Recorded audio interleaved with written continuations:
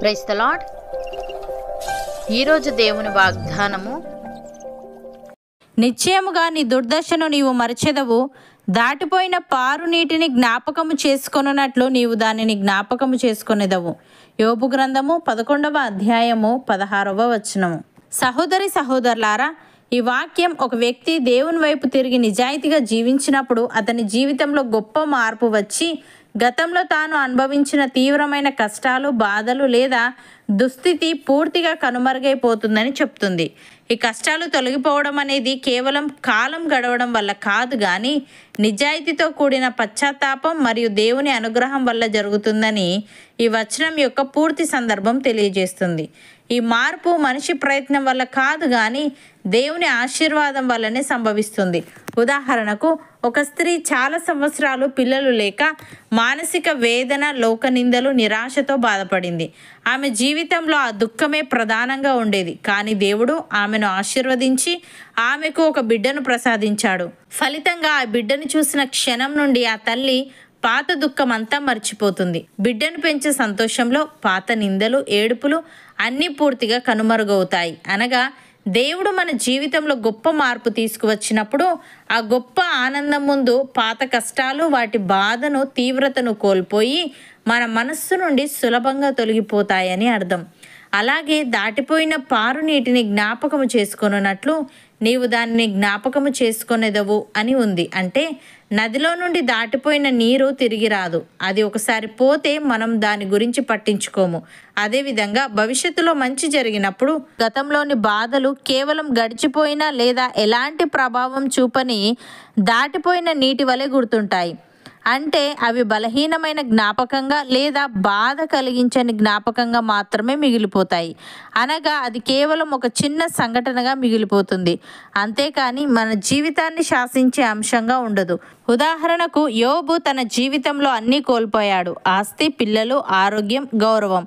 అతని శరీరం గాయాలతో నిండిపోయి అతని మనస్సు ముక్కలైపోయింది. కానీ చివర్లో దేవుడు యోబుకు రెండింతల ఆశీర్వాదం ఇచ్చాడు. తర్వాత యోబు తన పాత బాధలను గుర్తు చేసుకున్నప్పుడు అవి అతనికి కేవలం దాటిపోయిన నీరులాగా మాత్రమే అనిపించాయి. అవి ఇక నొప్పి ఇవ్వలేదు, సాక్ష్యంగా మాత్రమే నిలిచాయి. అలాగే దావీదు యువకుడిగా ఉండగా సౌలు రాజు అతన్ని చంపాలని వెంబడించాడు. అతడు అడవుల్లో, గుహల్లో దాగి తిరిగాడు. కానీ చివర్లో దేవుడు అతన్ని ఇజ్రాయేలు రాజుగా చేశాడు. ఆ తర్వాత దావీదు తన పాత కష్టాలను గుర్తు చేసుకున్నప్పుడు అవి దేవుని కృపను చూపే సాక్ష్యాలుగా మాత్రమే మిగిలాయి. అవి ఇక బాధాకరమైన జ్ఞాపకాలు కాదు, ఆనందపు జ్ఞాపకాలు అయ్యాయి. ప్రియులారా, దేవుడు మన జీవితంలో కష్టాలను శాశ్వతంగా ఉంచడు. ఆయన వాటిని తాత్కాలికంగా అనుమతిస్తాడు. కానీ తర్వాత మనకు శాంతి, గౌరవం, ఆనందం అన్నీ ఇస్తాడు. అప్పుడు మన కష్టాలు కేవలం దాటిపోయిన నీరులా మాత్రమే అనిపిస్తాయి. యేసయ్య శిష్యులతో ఈ విధంగా అంటున్నాడు: మీరు ఏడ్చి ప్రలాపింతురు గాని లోకము సంతోషించును, మీరు దుఃఖింతురు గాని మీ దుఃఖము సంతోషమగునని మీతో నిశ్చయముగా చెప్పుచున్నాను. స్త్రీ ప్రసవించినప్పుడు ఆమె గడియ వచ్చెను గనుక ఆమె వేదన పడును. అయితే శిశువు పుట్టగానే లోకమందు నరుడొకడు పుట్టెనను సంతోషము చేత ఆమె ఆవేదన మరి జ్ఞాపకము చేసుకొనదు. అటువలే మీరును ఇప్పుడు దుఃఖపడుచున్నారు, కానీ మిమ్మును మరలా చూచెదను. అప్పుడు మీ హృదయం సంతోషించును, మీ సంతోషమును ఎవడునూ మీ యొద్ద నుండి తీసివేయడు. ఆ దినమున మీరు దేన్ని గూర్చి నన్ను అడగరు. మీరు తండ్రిని నా పేరట ఏమి అడిగినను ఆయన మీకు అనుగ్రహించునని మీతో నిశ్చయముగా చెప్పుచున్నాను అని. సహోదరి సహోదరులారా, ఆ దినమున మీరు ఇలాగందురు: యెహోవా, నీవు నా మీద కోపపడితివి, నీ కోపము చల్లారెను, నిన్ను స్తుతించుచున్నాను. నీవు నన్ను ఆదరించి ఉన్నావు.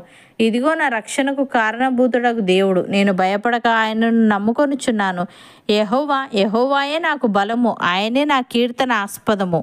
ఆయన నాకు రక్షణాధారమాయను. కావున మీరు ఆనందపడి రక్షణాధారములైన బావులలో నుండి నీళ్లు చేదుకొందురు.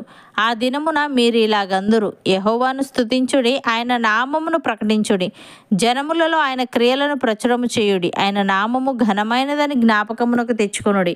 యెహోవాను గూర్చి కీర్తన పాడుడి, ఆయన తన మహత్యమును వెల్లడిపరచెను. భూమి అందంతటను ఇది తెలియబడును.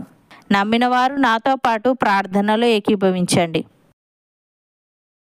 పరిశుద్ధుడా, ప్రేమగల తండ్రి, నిశ్చయముగా మేము మా దుర్దశను మరచెదమని, దాటిపోయిన పారునీటిని జ్ఞాపకం చేసుకున్నట్లు మేము దానిని జ్ఞాపకం చేసుకునేదమని, మా కష్టాలు తొలగిపోవడం అనేది కేవలం కాలం గడవడం వల్ల కాదు కానీ నిజాయితీతో కూడిన పశ్చాత్తాపం మరియు నీ కృప వల్ల జరుగుతుందని తెలియజేశావు.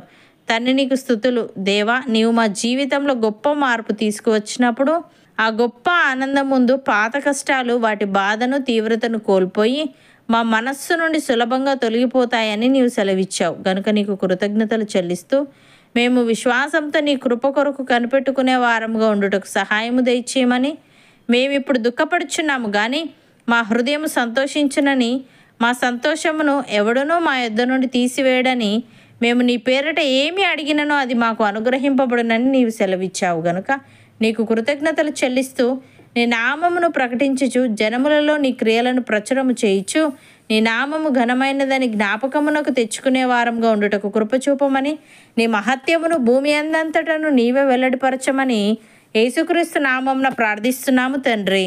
ఆమెన్.